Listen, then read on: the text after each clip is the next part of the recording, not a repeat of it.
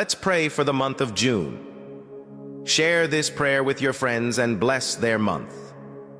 Heavenly Father, as we step into June, we pause to acknowledge your presence and sovereignty. Thank you for carrying us through the first half of the year. We believe you are not done yet. You are just getting started.